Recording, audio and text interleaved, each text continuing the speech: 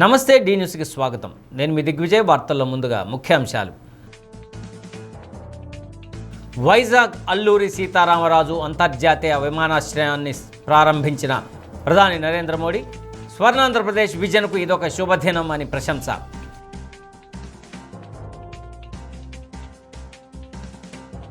దివ్యాంగుల్లో మనోధైర్యం నింపేందుకు అండగా ఉంటామన్న ఎంపీ మాగుంట శ్రీనివాసులు రెడ్డి. దర్శిలో ట్రైసైకిళ్లు ఉపకరణాలు పంపిణీ. సమస్యల పరిష్కారానికి మీ మధ్యకు జిల్లా యంత్రాంగం తరలివచ్చిందన్న కలెక్టర్ రాజాబాబు. మారెలలో కలెక్టర్ పల్లెనిద్ర. ఇక వివరాల్లోకి వెళ్తే, ఆంధ్రప్రదేశ్ అభివృద్ధిలో నేడు కీలకమైన రోజు. స్వర్ణాంధ్రప్రదేశ్ విజన్కు ఇదొక శుభదినం అని ప్రధానమంత్రి నరేంద్ర మోడీ అన్నారు. భోగాపురంలో నూతనంగా నిర్మించిన అల్లూరి సీతారామరాజు అంతర్జాతీయ విమానాశ్రయాన్ని ప్రధాని జాతికి అంకితం చేశారు. 18,000 కోట్ల విలువైన ప్రాజెక్టులకు శంకుస్థాపనలు, ప్రారంభోత్సవాలు చేశారు. అందరికీ నమస్కారం అంటూ తెలుగులో ప్రసంగం ప్రారంభించిన మోడీ సింహాచలం అప్పన్న, పైడితల్లి అమ్మవారికి ప్రణామాలు తెలిపారు. పవిత్రమైన ఉత్తరాంధ్రకు వచ్చే అదృష్టం దక్కిందని మోడీ అన్నారు.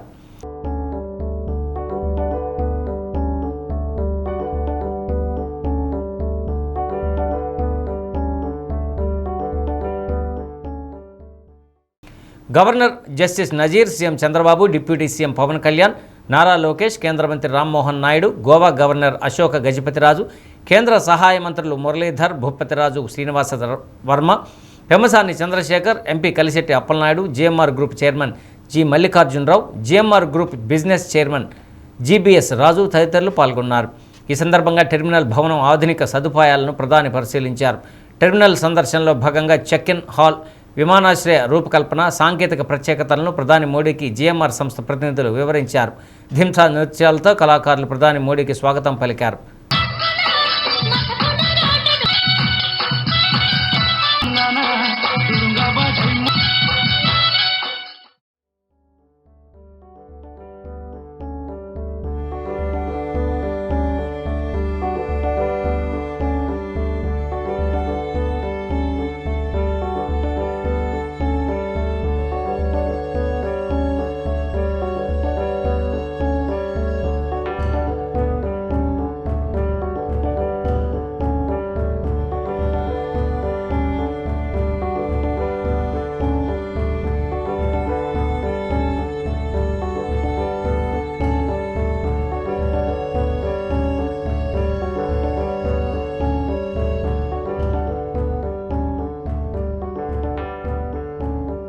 आज यहां करीब 18,000 करोड़ रुपीस की विकास परियोजनाओं का शुभारंभ, लोकार्पण और शिलान्यास हुआ है. एयरपोर्ट के साथ साथ ये प्रोजेक्ट आंध्र की रोड कनेक्टिविटी से भी जुड़े हैं. इनमें एनर्जी सिक्योरिटी से जुड़े प्रोजेक्ट भी हैं. ये विकास कार्य इस बात के प्रतीक है कि इस समय आंध्र की स्पीड से आगे बढ़ रहा है. मैं आप सभी को इन प्रोजेक्ट्स की बहुत बहुत शुभकामनाएं देता हूं. आज का ये आयोजन नया इतिहास, नए रिकॉर्ड इसे रचने का भी है. आज एक और विकास के नए रिकॉर्ड बन रहे हैं, तो साथ ही धिमसा डांस का सांस्कृतिक रिकॉर्ड भी रचा गया है. और ये चंद्रबाबू की विशेषता है कि उन्होंने 2 क्षितिजों को छुआ है. एक तरफ ऊंची आसमान को छूने वाली व्यवस्था, एयरपोर्ट का निर्माण, और दूसरी तरफ मेरे यहाँ के आदिवासी बहनों के द्वारा धिमसा नृत्य का विश्व रिकॉर्ड बनाना. मैं चंद्रबाबू के इस विजन को विशेष रूप से सराहना करता हूं. ఉత్తరాంధ్రలో కొత్త చరిత్రకు నాంది పలికేలా ఎయిర్పోర్ట్ నిర్మాణానికి సహకరించిన రైతులందరికీ ముందుగా పాదాభివందనం చేస్తున్నాను. మీరు కేవలం భూములు మాత్రమే ఇవ్వలేదు, ఉత్తరాంధ్రకు బంగారు భవిష్యత్తు ఇచ్చారు. నేడు ఉత్తరాంధ్రకి ఇంటర్నేషనల్ ఎయిర్పోర్ట్ వచ్చింది. ఉత్తరాంధ్రకి అంతర్జాతీయ ఐటీ దిగ్గజం గూగుల్ వచ్చింది. ఉత్తరాంధ్రకి ప్రపంచ స్థాయి స్టీల్ కంపెనీ ఆర్సీఆర్ మిత్తల్ వచ్చింది. ఇంకా ఎన్నెన్నో. ఇవన్నీ ఎలా వచ్చాయి? ఒక్కసారి మీరు ఆలోచించుకోవాల్సిన అవసరం ఉంది. 2 ఏళ్ల క్రితం విధ్వంసమైన రాష్ట్రం. ఆ రోజు నేను, పవన్ కళ్యాణ్ గారు, నరేంద్ర మోడీ గారి నాయకత్వంలో మీ అందరికీ ఒక హామీ ఇచ్చాం. రాష్ట్రాన్ని పునర్నిర్మాణం చేస్తామన్నాం, నిలబెట్టుకున్నాం. అద్భుతమైన ఎయిర్పోర్ట్ ఈరోజు నిర్మాణం అయిందంటే ఇది ఉత్తరాంధ్రకి గర్వ కారణమని మరొకసారి విజ్ఞప్తి చేస్తున్నాను. కొత్త ఎయిర్పోర్టు మన్యం వీరుడు అల్లూరి సీతారామరాజు పేరు పెట్టుకున్నాం.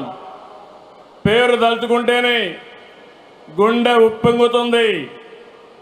గిరిజనులతో కలిసి ఆయన చేసిన స్వాతంత్ర పోరాటం దేశం ఎప్పటికీ మరిచిపోదు. ఉత్తరాంధ్ర శక్తికి నిదర్శనం ఈ ఎయిర్పోర్టు. ఎందుకంటే ఈ ఎయిర్పోర్ట్ నిర్మించింది ఎవరో కాదు, ఉత్తరాంధ్ర వాసి జిఎంఆర్, ఈ ప్రాంత వాసి.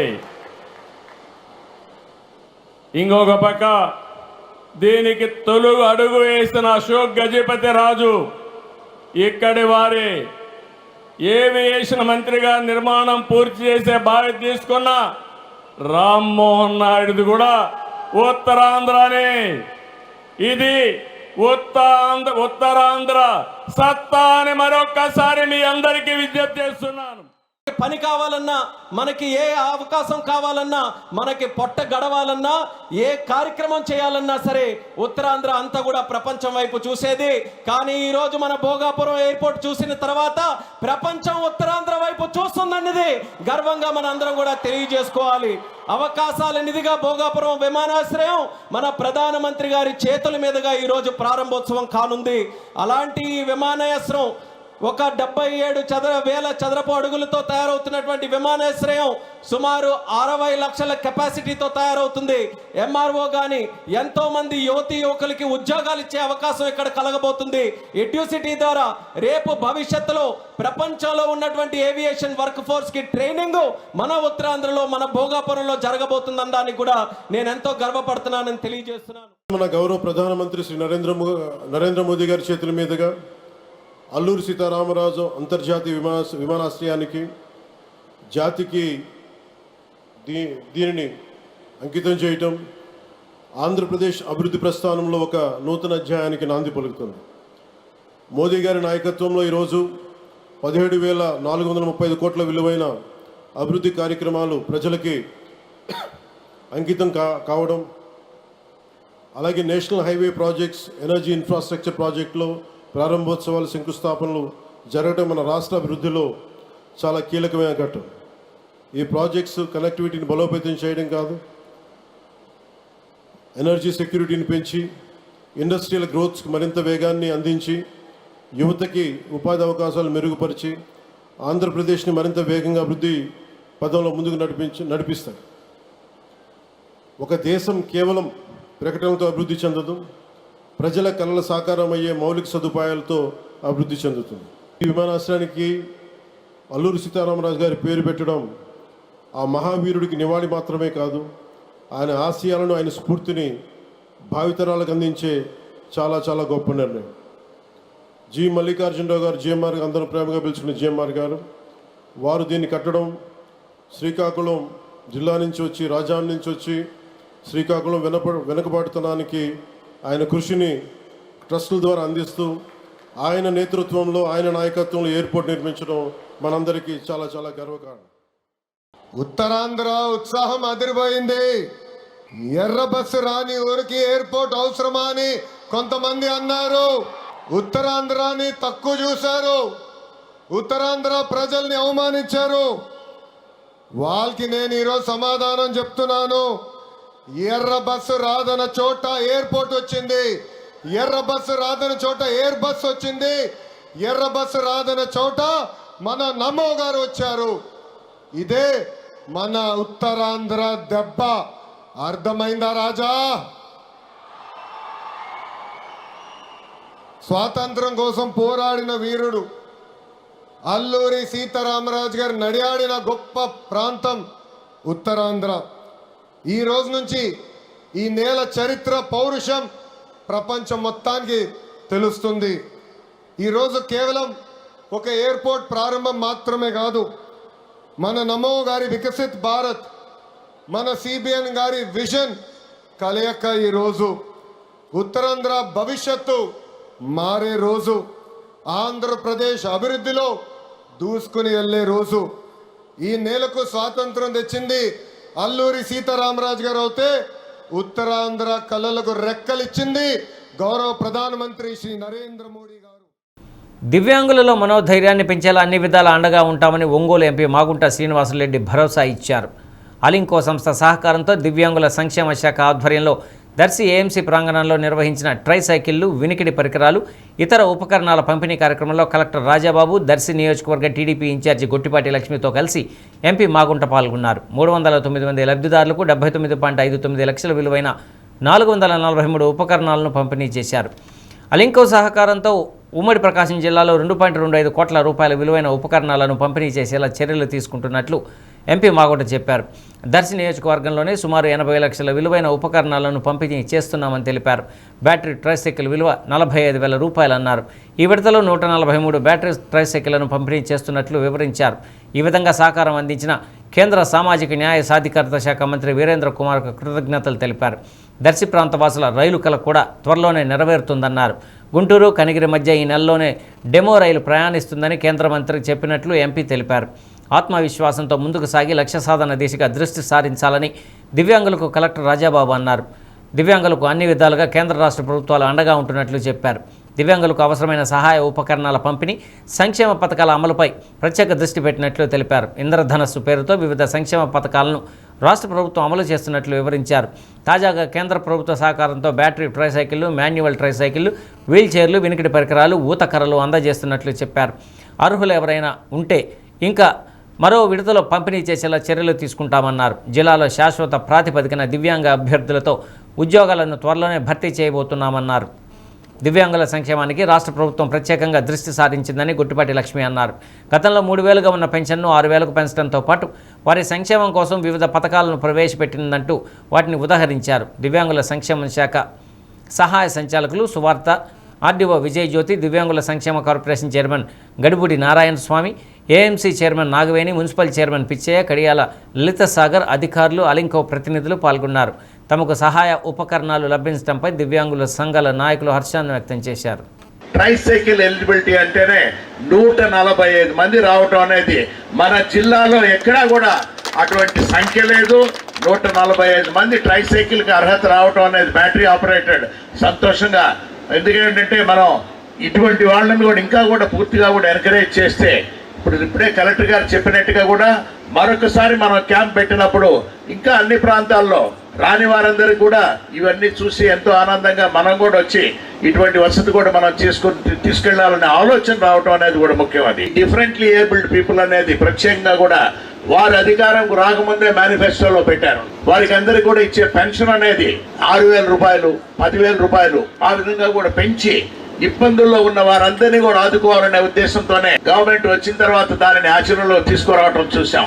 ఇప్పుడే ఈరోజు పెన్షన్ కార్యక్రమంలో కూడా కొంతమంది దివ్యాంగులకు కూడా మనం పెన్షన్ ఇవ్వటం కూడా ఆనందంగా కూడా చూసాం. కలెక్టర్ గారు, లక్ష్మి గారు అందరూ కూడా. ఎందుకంటే వారికి డిఫరెంట్లీ ఏబుల్డ్ అనేది రావటం అనేది ఆ భగవంతుడు ఎటువంటి లోపం లేదు, అయినా కూడా అన్ని అవయవాలు అనేది కూడా పూర్తిగా పని చేసేందుకు కొరకు అవకాశం ఇచ్చేదాని కొరకే ఇటువంటి మామూలుగా ఈ సైకిళ్ళు ఇటువంటి కూడా ప్రోత్సాహం ఇవ్వటం. ఎందుకంటే వారు మొబిలిటీ కావాలి. వారు ఏంటంటే ఎక్కడ ఒక స్థలంలోనే కూర్చొని డిజేబుల్డ్ వెల్ఫేర్ అనే పేరు యాక్చువల్గా అయితే కనుక డిఫరెంట్లీ ఏబుల్డ్ అనేది మనకి అఫీషియల్ నామినిక్లేచర్. నాలెడ్జ్ ఉంది, విజ్డమ్ ఉంది, చేయగలిగే ఆలోచన ఉంది, కానీ అతను మూవ్మెంట్ అవ్వలేడు కాబట్టి దానికి ఒక ట్రైసైకిల్ లాంటిది ఒకటి ఇవ్వగలిగితే దెన్ ఆటోమేటిక్గా తన ఎఫిషియన్సీ కూడా మనకి సొసైటీకి ఉపయోగపడుతుంది. దట్ మీన్స్ ఎబిలిటీ ఉన్నప్పటికీ కూడా యూజ్ చేసుకుని దానికి ఒక అసిస్టెన్స్ ఇచ్చేలాగా, హెల్ప్ ఇచ్చేలాగా ఉన్నటువంటిది ఈ ఎయిడ్స్ అన్ని కూడా మనకి ఇవ్వడం అనేది జరుగుతుంది. ఇందులో గవర్నమెంట్ చాలా ప్రోయాక్టివ్ రోల్ ప్లే చేస్తూ వీళ్ళ పట్ల అటు పెన్షన్ ఇవ్వడంలోనైతేనేమి, ఇటువంటి ఇంప్లిమెంట్స్ ఇవ్వడంలోనైతేనేమి ముందున్నది. అదేవిధంగా మనందరికీ తెలుసు అలింకో అనేది చాలా బిగినింగ్ నుంచి గవర్నమెంట్ ఆఫ్ ఇండియా సపోర్ట్స్తో ఈ ఆల్ ఇంప్లిమెంట్స్ అన్ని కూడా ఈ అలింకో తయారు చేస్తుంది. మొత్తం అంతా అసలు ఎక్కడి నుంచి స్టార్ట్ చేయాలి, దీన్ని ఎట్లాగా అభివృద్ధి చేయాలి అని అంటే ఏదైనా ఒక ఏజెన్సీని పెట్టి, ఒక కన్సల్టెన్సీని పెట్టి చేస్తే బాగుంటుందని అంటే ఎంపీ గారు ముందుకొచ్చి వాళ్ళు సుమారు 35 లక్షల వరకు కూడా వాళ్ళు ఛార్జ్ చేస్తే అది నేనే ఇస్తానని చెప్పేసి కాంప్రహెన్సివ్గా మొత్తం జిల్లా అంతా కూడా వారు ఇప్పుడు స్టడీ చేస్తున్నారు. ప్రజలకు తెలియజేసి ఇక్కడే ఇన్వెస్ట్ చేయాలని చెప్పేసి మనం అడిగినప్పుడు దానికి కూడా వారే ముందుకు వచ్చి సుమారు 25 lakhs వారు ఖర్చు పెట్టి, సో ఎవరైనా అయితే దీనికోసం అది చూద్దాం సార్ గవర్నమెంట్లు అంటారు, కానీ నేనే చేస్తానని చెప్పేసి ముందుకు వచ్చి దాన్ని నడిపించారు. తెలుగుదేశం పార్టీ దివ్యాంగుల సంక్షేమానికి అత్యధిక ప్రాధాన్యత ఇస్తుందనే దానికి నిదర్శనం ఈరోజు జరుగుతున్న కార్యక్రమం. గౌరవ ముఖ్యమంత్రి చంద్రబాబు నాయుడు గారు వికలాంగులు అనే పదానికి బదులుగా దివ్యాంగులు అనే పదం అధికారభద్రంగా తీసుకురావటం మీ అందరికీ తెలిసిన విషయం. మనం మరొకసారి గుర్తు చేసుకోవాల్సిన విషయం. జనరల్ పెన్షన్, సాధారణ పెన్షన్ ఎలా అయితే 1000 రూపాయలు పెంచారో, కానీ దివ్యాంగులు ఒకళ్ళ మీద ఆధారపడతారు, వాళ్ళకి మరింత సహాయం అవసరమని ఆలోచన చేసి ఒకేసారి, గతంలో ఎవరు కూడా ఆలోచన చేయలేదు వీరి గురించి, ఇప్పుడు కూటమి ప్రభుత్వం వచ్చాక చంద్రబాబు నాయుడు గారు ఒకేసారి 3000 రూపాయలు వచ్చే పెన్షన్ 6000 రూపాయలు చేసి మీరు ఆత్మవిశ్వాసంగా బతకాలి, మీరు స్వేచ్ఛగా ఉండాలి అని సంకల్పంతో పనిచేస్తున్నాము. అలాగే ఉచిత బస్సు అయినా, ఇప్పుడు అలింకో సంస్థ ఒక కేంద్ర ప్రభుత్వం ద్వారా ఒక ప్రతిష్టాత్మకమైన సంస్థ. ఇది ఒక వైద్య శిబిరం, పెద్ద మెగా వైద్య శిబిరం ఏర్పాటు చేసి జిల్లా వ్యాప్తంగా అన్ని నియోజకవర్గాల్లో ఎవరెవరైతే ఉన్నారో దివ్యాంగులు వాళ్ళకి అవసరమైన పరీక్షలన్నీ చేసి, ఈ రోజు చూస్తే దర్శి నియోజకవర్గంలో మనం క్యాంప్కి అటెండ్ అయిన 300 పైన 400 మంది అటెండ్ అయితే 309 మందికి గాను ఇవాళ సహాయ పరికరాలు, అది ట్రైసైకిల్స్ అయినా, బ్యాటరీ వెహికల్స్ అయినా, హియరింగ్ ఎయిడ్స్ అయినా, చేతి కర్రలైనా, వివిధ దానికి సహాయం అందించే పరికరాలు ఈరోజు వచ్చినాయి అంటే అది మీరు ఆలోచన చేయాలి. సమస్య అంటే కేవలం ఒక అర్జీ కాదు, ఒక కుటుంబానికి లేదా ఒక గ్రామానికి సంబంధించిన భావోద్వేగం. పరిష్కారం లభిస్తుందనే నమ్మకం. ఆ సమస్యల పరిష్కారానికి జిల్లా యంత్రాంగం మీ మధ్యలోకి వచ్చింది. ఆర్థికేతర సమస్యలకు ఖచ్చితంగా సత్వర పరిష్కారం చూపుతాం. ఆర్థికపరమైన సమస్యలను రాష్ట్ర ప్రభుత్వ దృష్టికి తీసుకువెళ్తామని కలెక్టర్ రాజాబాబు అన్నారు. ముండ్లమూరు మండలం మారెళ్ల గ్రామంలో కలెక్టర్ పల్లెనిద్ర చేశారు. గ్రామ స్థాయిలో ప్రజలతో ముఖాముఖి చర్చించి వారి సమస్యలను సత్వరం పరిష్కరించేందుకే పల్లెనిద్ర కార్యక్రమాన్ని చేపట్టినట్లు తెలిపారు. ప్రభుత్వం అమలు చేస్తున్న అభివృద్ధి సంక్షేమ కార్యక్రమాలను మెరుగైన జీవనోపాధి కోసం ఉపయోగించుకోవాలని సూచించారు. రాష్ట్ర ప్రభుత్వం ప్రతిష్టాత్మకంగా అమలు చేస్తున్న మనమిత్ర వాట్సాప్ సేవలు నిరుద్యోగ యువతకు ఉపాధి కల్పించే కౌశలం విపత్తుల సమాచారాన్ని క్షణాల్లో ప్రజలకు అందుబాటులో ఉంచి అవేర్ 2.0 ఆన్లైన్ పోర్టల్ గురించి స్వయంగా కలెక్టర్ ప్రజలకు అవగాహన కల్పించారు. గ్రామంలోని గర్భిణులతో ప్రత్యేకంగా మాట్లాడారు. తల్లి బిడ్డ ఆరోగ్యానికి రాష్ట్ర ప్రభుత్వం అధిక ప్రాధాన్యం ఇస్తున్నట్లు చెప్పారు. గ్రామంలో తాగునీటి సమస్యకు శాశ్వత పరిష్కారం చూపాలని కోరారు. ఎస్సీ కాలనీలో డ్రైనేజీ వ్యవస్థ సరిగా లేదని, రోడ్లు కావాలని, స్కూల్ ప్రాంగణంలో నిర్మించిన షాపులు కేటాయిస్తే పలువురికి ఉపాధి లభిస్తుందన్నారు. ప్రస్తుతం పట్టా భూమిని శ్మశానంగా వినియోగించుకుంటున్నామని, అధికారికంగా శ్మశానం కేటాయించాలని కోరారు. పేదలు సాగు చేసుకుంటున్న ప్రభుత్వ భూమిని వారికి అసైన్మెంట్ చేయాలని విజ్ఞప్తి చేశారు. కలెక్టర్తో పాటు వివిధ శాఖల జిల్లా స్థాయి అధికారులు ముండ్లమూరు మండలం అన్ని గ్రామాల్లో పర్యటించడంపై గొట్టిపాటి లక్ష్మి సంతోషం వ్యక్తం చేశారు. అధికార యంత్రాంగం మొత్తం క్షేత్రస్థాయిలో పర్యటించడం వలన తమ సమస్యలు పరిష్కారం అవుతాయనే విశ్వాసం ప్రజల్లో పెరిగిందన్నారు. ZP CEO Chiranjeevi, DPO Anupama, స్వర్ణ గ్రామ, స్వర్ణ వార్డు సచివాలయాల జిల్లా అధికారి వెంకటేశ్వరం, ఆర్డీఓ విజయజ్యోతి, వివిధ శాఖల అధికారులు పాల్గొన్నారు. ప్రతి నెల 1వ తేదీన పంపిణీ చేసే ఎన్టీఆర్ భరోసా పెన్షన్ల పంపిణీ కార్యక్రమాన్ని దర్శి మండలం సందువారిపాలెంలో Ongole MP Magunta Srinivasareddy, collector Rajababu, Darsi Telugudesam party నియోజకవర్గ ఇన్ఛార్జి డాక్టర్ గొట్టిపాటి లక్ష్మీలు ప్రారంభించారు. పెన్షన్ పంపిణీ కార్యక్రమం పండుగ వాతావరణంలో జరిగింది. లబ్ధిదారులతో ఆప్యాయంగా మాట్లాడి ఆర్థిక సహాయం అందజేశారు. సీఎం చంద్రబాబు పెన్షన్లు పంపిణీ చేయమని పంపించారని మాగుంట శ్రీనివాసరెడ్డి తెలిపారు. పేదల సంక్షేమానికి ప్రభుత్వం అధిక ప్రాధాన్యం ఇస్తున్నట్లు కలెక్టర్ తెలిపారు. అర్హులందరికీ అందిస్తామని తెలిపారు. డిఆర్డీఏ పీడీ నారాయణ, ఇతర అధికారులు, ప్రజాప్రతినిధులు, టీడీపీ నాయకులు పాల్గొన్నారు.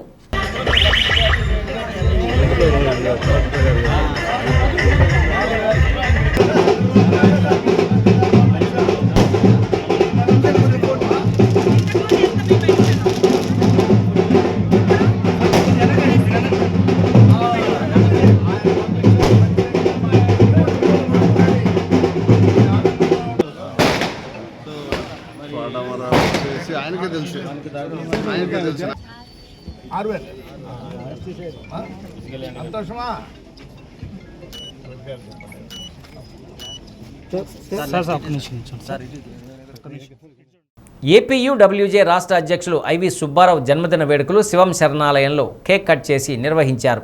శివం ఫౌండేషన్ ఆధ్వర్యంలో ప్రతిరోజు పేదలకు అన్నదానం చేస్తున్నట్లు వారికి ఆర్థిక సహకారం అందించాలని ఐవి సుబ్బారావు కోరారు.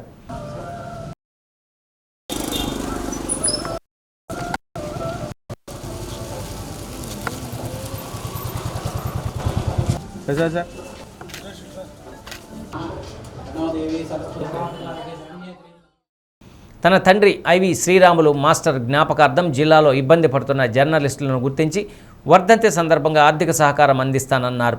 ఒంగోలు నగర అభివృద్ధి కమిటీ అధ్యక్షుడు మారెళ్ల సుబ్బారావు మాట్లాడుతూ ఐవి సుబ్బారావు పుట్టినరోజు సందర్భంగా వృద్ధుల మధ్య జన్మదినోత్సవం జరుపుకొని సుమారు 400 మందికి అన్నదానం చేయడం అభినందనీయమన్నారు.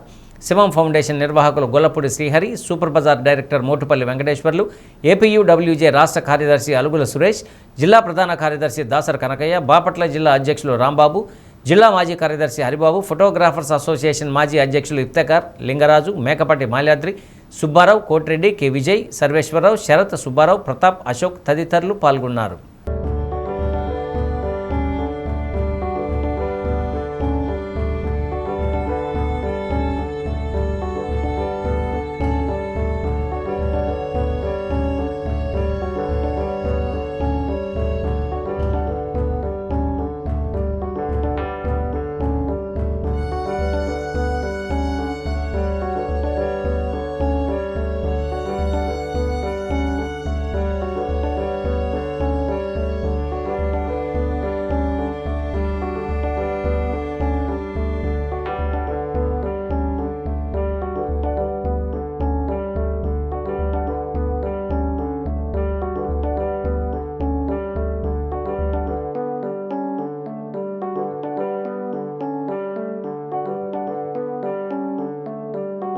ఈరోజు నా జన్మదినం సందర్భంగా Andhra Pradesh working journalist union, Ongole జర్నలిస్టులు ఈ మంచి కార్యక్రమాన్ని ఏర్పాటు చేసినందుకు వారికి ప్రత్యేకంగా ధన్యవాదాలు తెలియజేస్తున్నాను. భవిష్యత్తులో కూడా ఇలాంటి కార్యక్రమాలని ప్రోత్సహిస్తున్నామని చెప్పి తెలియజేస్తూ ఈ సంవత్సరం నుంచి ప్రతి సంవత్సరం ఒక దినపత్రిక మీడియా జర్నలిస్టుల్లో ఒక ఛానల్ జర్నలిస్టు, ఒక దినపత్రిక జర్నలిస్టుని బెస్ట్ జర్నలిస్టులుగా ఒక టీం ద్వారా ఎంపిక చేసి వాళ్ళకి మా నాన్న ఫౌండేషన్ పేరు మీద ఆర్థిక సహకారం ఇచ్చి అవార్డులు ఇవ్వాలని ఒక కార్యక్రమం ద్వారా సత్కరించాలని నిర్ణయం తీసుకోవడం జరిగింది. వచ్చే సంవత్సరం ఒక ముగ్గురు సీనియర్ జర్నలిస్ట్ తోటి ఒక కమిటీని ఏర్పాటు చేసి వాళ్ళ ద్వారా ఎంపిక చేసిన ఒక టీవీ జర్నలిస్టు, ఒక దినపత్రిక జర్నలిస్టు కూడా అవార్డులు ఇవ్వటం జరుగుతుందని తెలియజేస్తున్నాను. జర్నలిస్టులందరికీ కూడా ప్రత్యేక ధన్యవాదాలని తెలియజేస్తూ శివం ఫౌండేషన్ నిర్వాహకులు శ్రీహరి, అలాగే మారెళ్ల సుబ్బారావు తదితర మిత్రులందరికీ కూడా ప్రత్యేక ధన్యవాదాలు తెలియజేస్తూ మీరు పట్టణాభివృద్ధి కార్యక్రమాల్లో కానీ ఈ సేవా కార్యక్రమాల్లో కానీ మీకు తోడుగా ఆంధ్రప్రదేశ్ వర్కింగ్ జర్నలిస్ట్ తరపున మేము కూడా ఉంటామని హామీ ఇస్తున్నాం. ఐవి సుబ్బారావు గారు 40 సంవత్సరాల పైగా జర్నలిజంలో ఈ రాష్ట్రంలోని మార్పు కోసం, జర్నలిస్టుల సంక్షేమం కోసం ఆలు పెరగని పెన్నుతో పోరాటం చేస్తూ 40 సంవత్సరాల పైగా జర్నలిజంలో పోరాడి ఈ రోజున జర్నలిస్టుల హక్కుల సాధన కోసం అనేక ఉద్యమాలు చేస్తూ ఉన్నారు. రాష్ట్ర అధ్యక్షుల హోదాలో ఈ రోజున జర్నలిస్టులకి రాష్ట్రంలో ఏ సమస్య వచ్చినా సరే నేనున్నానంటూ ముందుండి ఆ సమస్యల పరిష్కారంలో కీలక పాత్ర పోషిస్తా జర్నలిస్టులకు అండగా ఉంటున్నారు. ఆయన పుట్టినరోజు వేడుకలు ఈ రోజున అనాశ్రయంలో నిర్వహించుకోవడం నిజంగా చాలా సంతోషం. ఈరోజు ఐవి సుబ్బారావు గారు చెప్పినట్లు ఒక ఆంధ్రప్రదేశ్లో గ్రామీణ ప్రాంత జర్నలిస్టుల్ని ఉత్తమ జర్నలిస్టులుగా గుర్తించి ఈసారి ఆయన పుట్టినరోజు సందర్భంగా అవార్డు ఇచ్చేందుకు ఒక కీలక నిర్ణయం తీసుకోవడం నిజంగా శుభ పరిణామం. ఐవి సుబ్బారావుకి ముందుగా జన్మదిన శుభాకాంక్షలు తెలియజేస్తూ మరిన్ని జన్మదిన శుభాకాంక్షలు జరుపుకోవాలని మనస్ఫూర్తిగా కోరుకుంటూ, మరి జర్నలిజంలో 40 సంవత్సరాల అనుభవంతో మరి వారి యొక్క ఆదర్శాలను ఇప్పుడున్న తరం నేర్చుకోవాల్సింది చాలా ఉంది.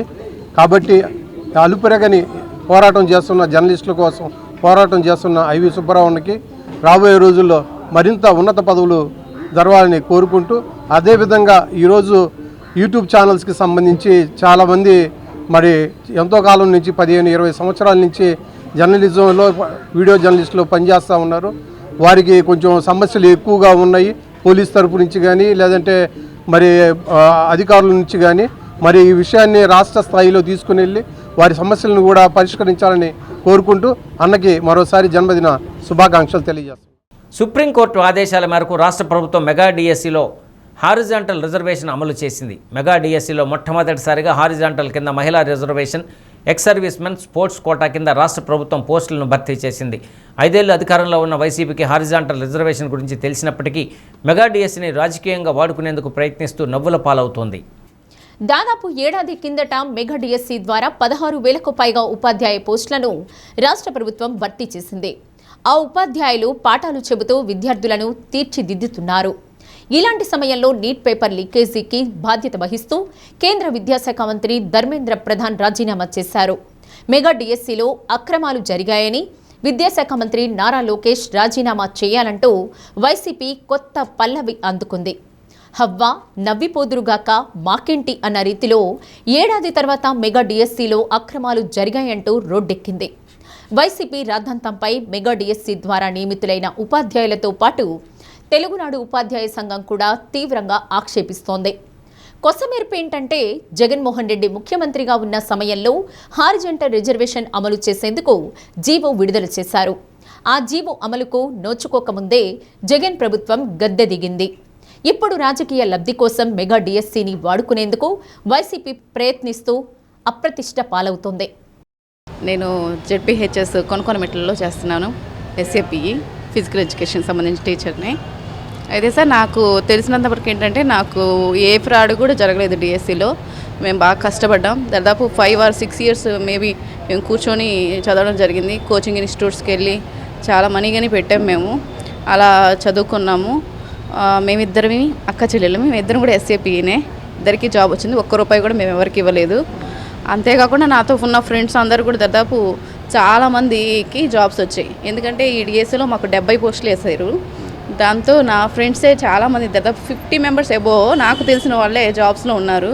మేము చాలా హ్యాపీగా ఫీల్ అవుతున్నాము. ఈ డిఎస్సి గురించి అయితే నాకు ఎటువంటి ఫ్రాడ్ అయితే లేదు. ఇవన్నీ కూడా అనుమానాలు వ్యక్తం చేస్తున్నారు అంతేను. ఫేర్గానే జరిగింది డిఎస్సి. నాకు తెలిసిన వరకు మాత్రం బాగానే జరిగింది సార్. ₹1 కూడా మేమైతే ఎవరికి ఇవ్వలేదు. నిబంధనలకు విరుద్ధంగా చేశారనే ప్రచారాలు అంటే త్వరగా జరిగిపోవడం వల్ల డిఎస్సి రిమార్క్స్ లేకుండా చేయడం అనేది చాలా టఫ్ అయిన సబ్జెక్టే. దానికి అన్నీ వస్తాయి. 5 ఏళ్ళు కాదు సార్, మాది 15లో మేము క్వాలిఫై ఉన్నాము. 15 నుంచి స్టిల్ అప్పటి నుంచి 18లో డిఎస్సి పడింది. అప్పుడు ఫిజికల్ టెస్ట్ పెట్టడం వలన కొంచెం పాయింట్స్ తోటి పోయింది.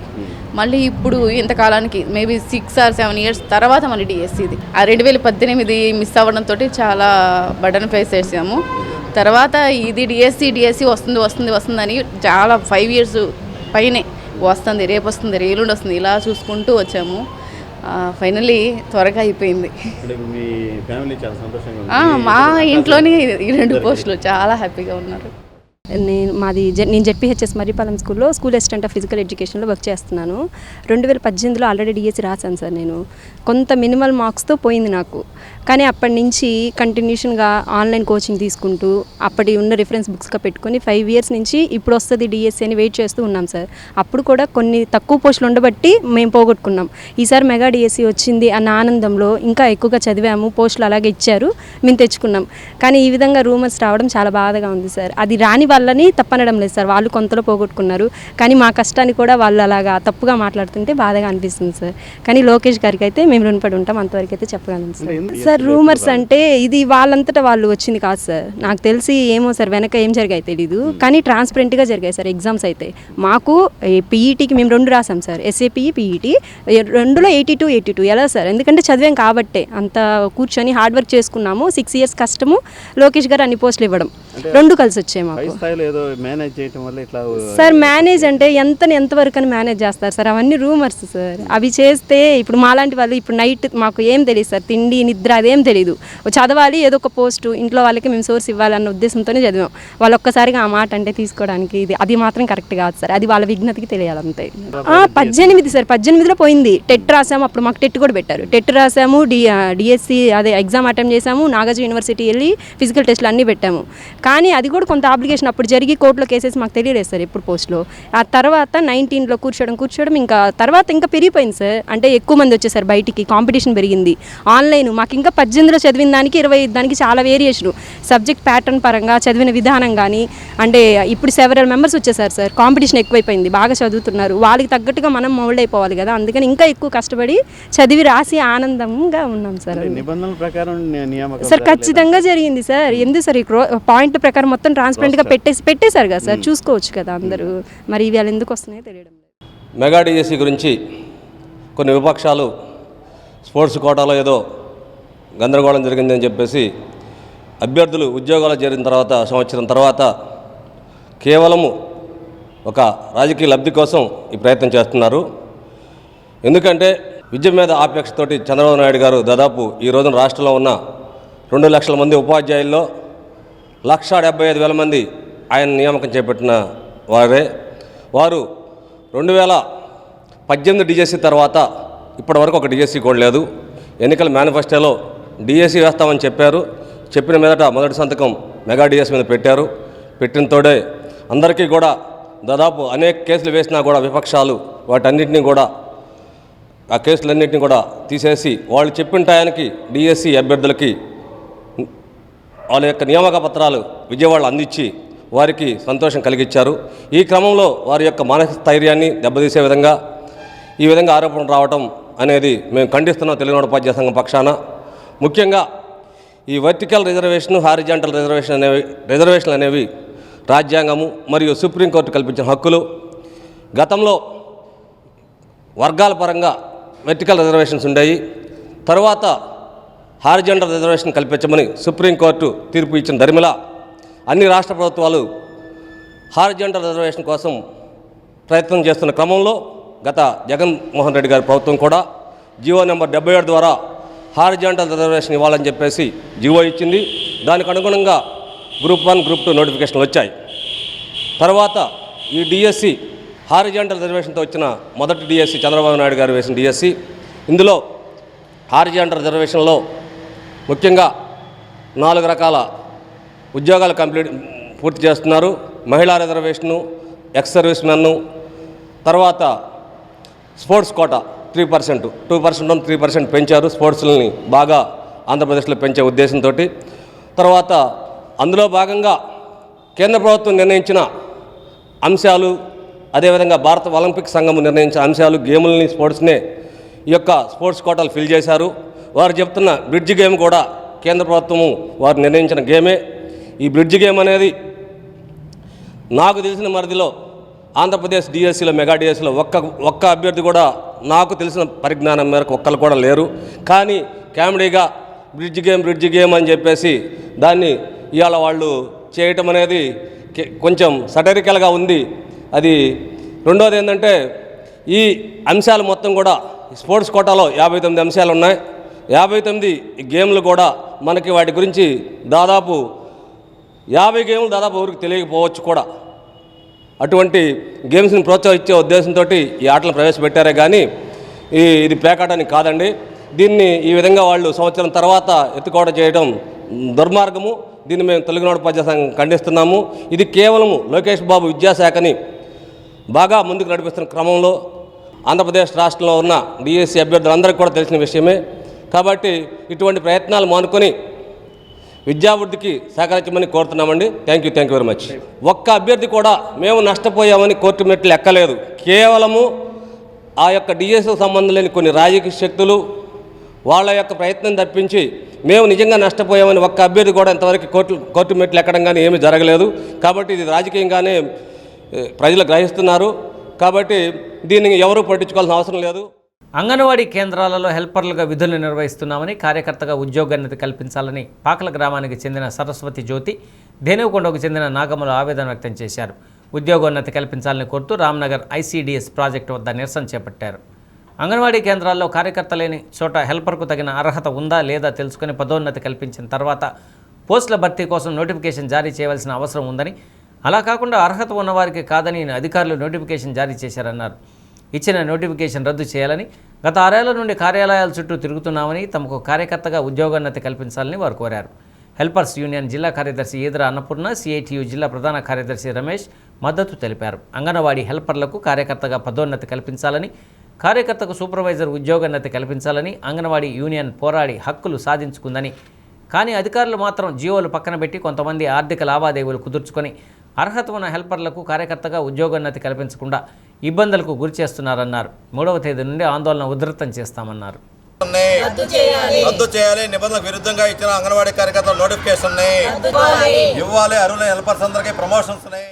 నేను పాకల్లో గత 19 సంవత్సరముల నుండి ఆయాగా పనిచేస్తున్నానండి.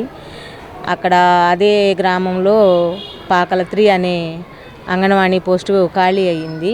ఆ ఖాళీకి నాకు ప్రమోషన్ ఇవ్వకుండా మేడం గారు నోటిఫికేషన్ ఇచ్చారండి. ఆ నోటిఫికేషన్ రద్దు చేసి నాకు ప్రమోషన్ ఇప్పించవలసిందిగా. మా ధేనుకొండ సార్, మా ఊర్లో 4 సెంటర్లు ఉన్నాయి. ఒక సెంటర్ టీచర్ రిటైర్డ్ అయింది. నేను 16 సంవత్సరాల సీనియారిటీ నాకు ఉంది సార్. నేను అంగన్వాడీ ఆయాని. నాకు నాకు టీచర్ పోస్టు ప్రమోషన్ ఉంది, కానీ నాకు ఇవ్వకుండా ఉండాలని చూస్తున్నారు సార్. నేను అప్లికేషన్ ఇస్తే ఆఫీస్లో తీసుకోవట్లేదు సార్. మాది కోర్సుపాడు ప్రాజెక్టు, మోదపల్లి సెక్టర్ సార్. ఎందుకు తీసుకోవట్లేదు అప్లికేషన్? తెలియదు సార్, ఎందుకు తీసుకోవట్లేదు. అంగన్వాడీ హెల్పర్ నుంచి వర్కర్గా ప్రమోషను, వర్కర్ నుంచి సూపర్వైజర్గా, ఇవన్నీ సిఐటియుగా అంగన్వాడీ వర్కర్స్ అండ్ హెల్పర్స్ యూనియన్గా మేమంతా పోరాడి సాధించినటువంటి హక్కులు. వీటిని ఇప్పుడున్నటువంటి వాళ్ళు సక్రమంగా అమలు చేయడం లేదు. ఈరోజు నోటిఫికేషన్ వేశారు జిల్లాల్లో. అర్హత ఉన్నటువంటి వాళ్ళని కాదని చెప్పి వాళ్ళకి ఇష్టం లేని వాళ్ళకి నోటిఫికేషన్స్ తీసుకోవట్లేదు. కోర్సుపాడు ప్రాజెక్టులో, ఒంగోలు అర్బన్ ప్రాజెక్టులో కూడా ముక్తినూతలపాడులో ఒక అమ్మాయి అర్హత ఉండి 6 సంవత్సరాలుగా ఫైల్ పెడితే ఆ ఫైల్ను రిజెక్ట్ చేసి ఇవ్వకుండా అమ్మాయికి నాకు వద్దు పోస్ట్ అని రాసిచ్చిన అమ్మాయికి ప్రమోషన్ ఇచ్చారు. ఆ అమ్మాయి నిన్న వచ్చి కూర్చుంది ఇక్కడ. ఈరోజు హెల్త్ బాగోలేక రాలేదు. ఈ అమ్మాయి పాకలో ఉన్నటువంటి అమ్మాయి దాదాపు 4-5 సంవత్సరాల నుంచి ఆఫీసుల చుట్టూ తిరుగుతూనే ఉంది. ఆఫీస్కి ఫైల్ ఇచ్చింది. నాకు ఎలిజిబిలిటీ ఉందని చెప్పినా కూడా లెక్క లేకుండా అధికారులు పక్కన రాజీ మాట్లాడుకొని ఇంత అమౌంట్ అని చెప్పేసి వేరే వాళ్ళతో మాట్లాడుకొని వాళ్ళతో అప్లికేషన్ పెట్టించి నోటిఫికేషన్ వేసి ఈ అమ్మాయికి నీకు ఎలిజిబిలిటీ లేదు, గ్రామస్తులు మొత్తం వద్దంటున్నారు నువ్వు అని చెప్పేసి చెప్పించినటువంటి పరిస్థితి. అసలు మాకున్నటువంటి జీవోలో పబ్లిక్ యాక్సెప్టెన్స్ అనేది లేదు. లేకపోయినా కూడా పబ్లిక్ వద్దంటే నీకు ఇవ్వమని చెప్పేసి చెప్తా ఉన్నారు. కారణం మేము పీడీ గారిని 3 సార్లు కలిసాం, జేసీ గారిని కూడా కలిసి రిప్రజెంటేషన్ ఇచ్చాం. జిల్లాలో చాలా అన్యాయం జరుగుతుంది, హెల్పర్స్కి అర్హత ఉన్నటువంటి వాళ్ళకి ప్రమోషన్స్ ఇవ్వడం లేదని చెప్పి కలిసాం. ఇవాళ గత్యంతరం లేని పరిస్థితుల్లో ఈరోజు మధ్యాహ్నం నుంచి నిరసన కూర్చున్నాం. అధికారులు ఇప్పుడైనా స్పందించి అందరికీ న్యాయం చేయకపోతే రేపు సోమవారం నుంచి మా ఉద్యమాన్ని ఉధృతం చేస్తామని చెప్పేసి తెలియజేస్తాం. కేంద్ర ఎన్నికల సంఘం ఆదేశాల మేరకు ప్రకాశం భవనంలో డిఆర్ఓ పి వెంకటరమణ ముసాయిదా ఓటర్ల జాబితాను విడుదల చేశారు. తన ఛాంబర్లో రాజకీయ పార్టీల ప్రతినిధులతో సమావేశం నిర్వహించారు. ఎస్ఈసి ఆదేశాల మేరకు జూన్ 15 నుండి జూలై 24వ తేదీ వరకు సర్వ్ ప్రక్రియ జరిగిందన్నారు. ఇంటింటా జరిగిన ప్రత్యేక సమగ్ర సవరణలో మృతులు, రెండేసి ఓటర్లతో పాటు శాశ్వతంగా వలస వెళ్లిన వారి పేర్లను ఓటర్ల జాబితా నుండి తొలగించామని తెలిపారు. ప్రకాశం జిల్లాలో 6 నియోజకవర్గాల పరిధిలో మొత్తం 1725 పోలింగ్ కేంద్రాలు ఉన్నాయన్నారు. సర్వ్ ప్రక్రియ పూర్తయ్యాక మొత్తం 12,71,977 మంది ఓటర్లు ఉన్నారని వివరించారు. పోలింగ్ కేంద్రాల వారీగా సదరు ఓటర్ల జాబితాలను డిఆర్ఓ రాజకీయ పార్టీల ప్రతినిధులకు అందజేశారు. అన్ని కేంద్రాల్లోనూ జాబితాల ప్రచురణకు అధికార యంత్రాంగం సిద్ధం చేస్తోందన్నారు. ఎన్నికల పర్యవేక్షకులు శ్రీనివాసరావు, వివిధ రాజకీయ పార్టీల ప్రతినిధులు, కలెక్టరేట్ సిబ్బంది పాల్గొన్నారు. ఈ ఏడాది జూన్ 1వ తేదీ నాటికి 18 సంవత్సరాలు నిండిన వారు ఆగస్టు 30 లోపు దరఖాస్తు చేసుకోవచ్చన్నారు. సదరు తేదీలోపు ముసాయిదా జాబితాలోని ఓటర్లపై అభ్యంతరాలు స్వీకరించనున్నారు. వాటిపై క్షేత్రస్థాయిలో విచారణ అనంతరం అక్టోబర్ 3న ఓటర్ల తుది జాబితా ప్రచురించనున్నారు. ఏదైనా సమాచారం కోసం టోల్ ఫ్రీ నెంబర్ 1950ను సంప్రదించాలని సూచించారు. మరి ప్రత్యేక సమగ్ర సవరణ 2026 షెడ్యూల్ మనందరికీ తెలుసు. ఆ షెడ్యూల్ ప్రకారంగా ఈరోజు 31/7/2026 ఈ రోజున మనము ముసాయిదా జాబితా ఓటర్ లిస్ట్ని మనం ప్రచురణ చేయించుకున్నాం. ఆ ప్రచురణ చేసే సందర్భంగా మన ప్రకాశం జిల్లాలో ఉన్న 6 నియోజకవర్గాల్లో సుమారు 12,71,977 మంది ఓటర్లు నమోదై ఉన్నారు. దీంట్లో 6,28,643 మంది పురుషులు, 6,43,233 మంది స్త్రీలు, 101 మంది ట్రాన్స్జెండర్స్ కింద మనము ఆ యొక్క ముసాయిదా ఓటర్ల జాబితాలో గుర్తించడం జరిగింది. మనకి గతంలో ఈ పోలింగ్ స్టేషన్లు కూడా ప్రతిపాదనలు పంపించున్నాము. అక్కడి నుంచి ఆమోదం కూడా జరిగింది. ఆ ఆమోదం జరిగిన విధంగా మనకి 1725 పోలింగ్ స్టేషన్స్ మనకి 6 నియోజకవర్గాల్లో ప్రకాశం జిల్లాలో ఏర్పాటు చేసుకున్నాం.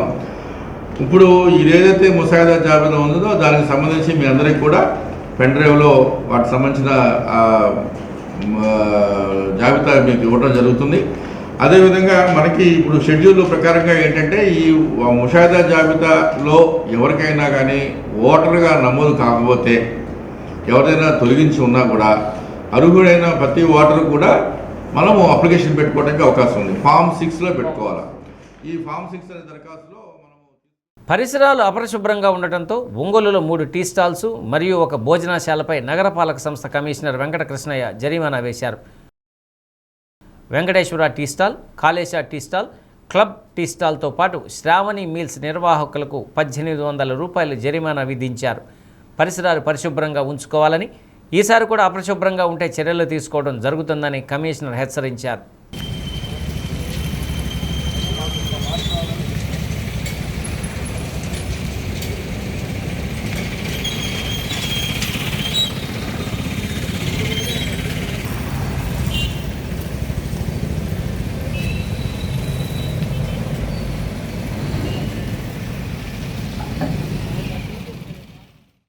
వాణిజ్య గ్యాస్ ధర తగ్గింది. 19 కేజీల వాణిజ్య సిలిండర్పై 200 తగ్గిస్తున్నట్లు చమురు సంస్థలు ప్రకటించాయి. ఫిబ్రవరిలో పశ్చిమాసియా ఘర్షణలు ప్రారంభం కావడంతో సరఫరా అంతరాయాల వల్ల ఇంధన ధరలు భారీగా పెరిగిన సంగతి తెలిసిందే. అయితే ఇటీవల కాలంలో ప్రభుత్వం ధరలను కాస్త తగ్గిస్తూ వస్తుంది. జూలైలో ఈ సిలిండర్ ధరలను 183 రూపాయలు తగ్గించిన సంగతి అందరికీ తెలిసిందే. తాజా నిర్ణయంతో ఢిల్లీలో ఒక వాణిజ్య సిలిండర్పై 202 మేర తగ్గింది. 2,728 రూపాయలకు చేరింది. గృహ వినియోగ అవసరాలకు ఉపయోగించే 14 కేజీల సిలిండర్ ధరలో మాత్రం ఎలాంటి మార్పు లేదు. ఉద్రిక్తతల సమయంలో హోటళ్లు, రెస్టారెంట్ల వంటి వాణిజ్య వినియోగదారులకు వంట గ్యాస్ సరఫరాపై ప్రభుత్వం ఆంక్షలు విధించిన సంగతి తెలిసిందే. వాటిని జూన్లో ఎత్తివేసింది. యుద్ధ సంక్షోభానికి ముందున్న స్థాయికి సరఫరాల్ని పునరుద్ధరించింది. ఆ క్రమంలోనే ధరలు తగ్గుదల కనిపిస్తోంది. దోర్నాల మండలంలో తెలుగుదేశం పార్టీలో చేరికలు కొనసాగుతున్నాయి. పెద్ద బొమ్మలాపురం గ్రామానికి చెందిన వ్యాపారవేత్తలు సురవరం వీరరాఘవరెడ్డి, సురవరం ఇంద్రసేనారెడ్డి టీడీపీ తీర్థం పుచ్చుకున్నారు. ర్యాలీ నిర్వహించారు.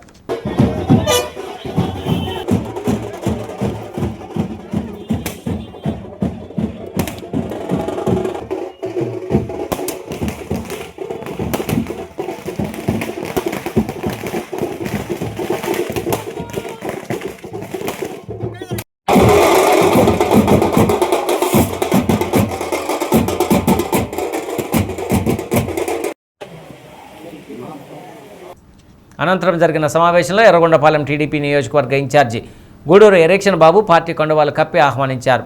రాష్ట్రంలో కూటమి ప్రభుత్వం టీడీపీ ఆధ్వర్యంలో జరుగుతున్న అభివృద్ధి చూసే తాము పార్టీలో చేరినట్లు నాయకులు తెలిపారు. కూటమి నాయకులు, పార్టీ శ్రేణులు, కార్యకర్తలు పాల్గొన్నారు.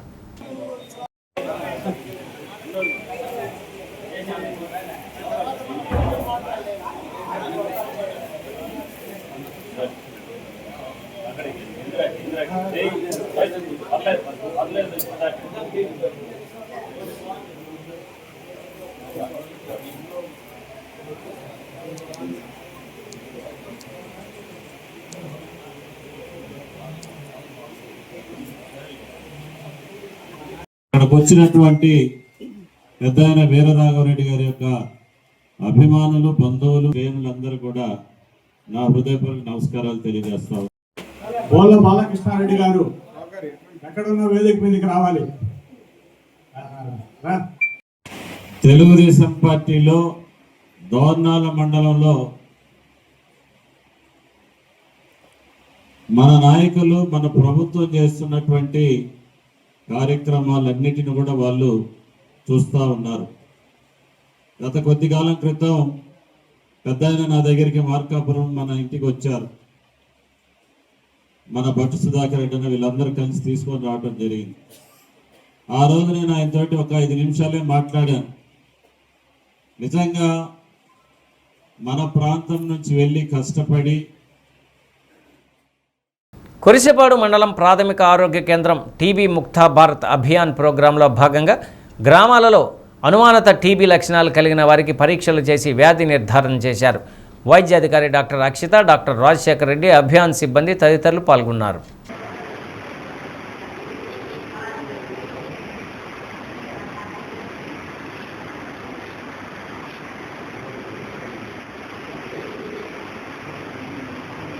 నమస్తే అండి అందరికీ. ఈరోజు మనము మన హాస్పిటల్కి మనం అందరం వచ్చేసిన ముఖ్య కారణము ఈరోజు టీబీ ముక్త అభియాన్ ప్రోగ్రాము, 100 రోజుల ప్రోగ్రామ్. ఆల్రెడీ మన హాస్పిటల్లో మన ఫీల్డ్ లెవెల్లో మనం ఆల్రెడీ జరుగుతుంది ఈ ప్రోగ్రాము. టీబీకి సంబంధించిన పరీక్షలు, మీరు ఆల్రెడీ గల్ల పరీక్షలు అలాంటివి కూడా మనం చేస్తున్నాము. ఈరోజు దానికి ముఖ్య సందర్భంగా ఈరోజు ఎక్విప్మెంట్స్ అవన్నీ వచ్చాయి. అందరూ కూడా దీన్ని సద్వినియోగం చేసుకోండి. ముఖ్యంగా ఈ టీబీ సస్పెక్ట్స్ అంటే ఎవరైతే ముఖ్య అనుమానితులు, టీబీకి సంబంధించి ఎక్కువ జ్వరం ఉన్న ఎక్కువ 7 రోజుల కన్నా ఎక్కువ జ్వరం ఉన్న వాళ్ళు, రాత్రిపూట చెమటలు ఎక్కువగా పట్టడం కానీ, గల్ల పడడం కానీ, దగ్గినప్పుడు రక్తం పడడం కానీ ఇలా ఉన్న వాళ్ళు ముఖ్యంగా ఈ ఎక్స్రేస్ ఉపయోగించుకోవాల్సిందిగా కోరుతున్నాను. అందరికీ నమస్కారం అండి. ఈరోజు మన పిహెచ్సిలో టీబీ ముక్త భారత్ అభియాన్ కార్యక్రమంలో భాగంగా మన పిహెచ్సిలో ఈరోజు ఎక్స్రేలు తీయడం జరుగుతుంది. ఈ ఎక్స్రేలు ఎవరికి తీస్తారంటే ఎవరైతే హై రిస్క్ పాపులేషన్ ఉంటారో వాళ్ళందరూ వచ్చి తీయించుకుంటే మంచిది. హై రిస్క్ అంటే ఎవరికైతే బీపీ, షుగర్లు ఉన్నాయో, ఎవరైతే 1 వారం 2 వారాల నుంచి మందులు వాడినా కూడా దగ్గు తగ్గకుండా వస్తుందో, ఎవరికైతే గల్ల పడుతుందో, ఎవరైతే బరువు తగ్గారో, ఈ మధ్య నెల రోజుల్లో అలా 2-3 కేజీల కంటే ఎక్కువ బరువు తగ్గారో, అలాంటి వాళ్ళందరూ వచ్చి ఎక్స్రేలు తీయించుకుంటే ఎక్స్రేల్లో ఉన్న మార్పులను బట్టి మీకు అవసరమైతే మళ్ళీ గల్ల పరీక్ష చేయిస్తారు. గల్ల పరీక్ష చేయించి టీబీ వ్యాధి ఉందని తెలిస్తే దానికి తగ్గ మందులు ఇస్తారు. లేదు ఇంకేదన్నా వేరే ప్రాబ్లం ఉందని తెలిస్తే దానికి తగిన మందులు మీకు ఇచ్చి చూడడం జరుగుతుంది. కాబట్టి ప్రతి ఒక్కరూ దీన్ని సద్వినియోగం చేసుకోండి. మన పిహెచ్సిలో ఈరోజు రేపు ఈ కార్యక్రమం. బులెటిన్ ముగించే ముందు ముఖ్యాంశాలు మరొకసారి. వైజాగ్ అల్లూరి సీతారామరాజు అంతర్జాతీయ విమానాశ్రయాన్ని ప్రారంభించిన ప్రధాని నరేంద్ర మోడీ, స్వర్ణాంధ్రప్రదేశ్ విజన్కు ఇదొక శుభదినం అని ప్రశంస.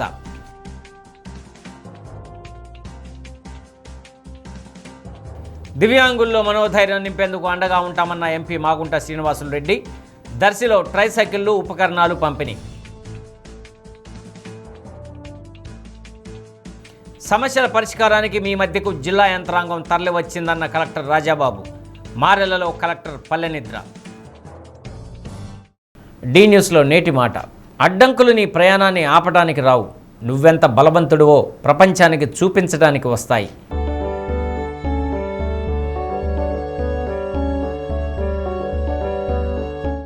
డి న్యూస్ ఇంతటితో సమాప్తం. ఇవి బులెటిన్లోని విశేషాలు. తిరిగి మరో బులెటిన్లో కలుసుకుందాం. అప్పటి వరకు కీప్ వాచింగ్ డి న్యూస్.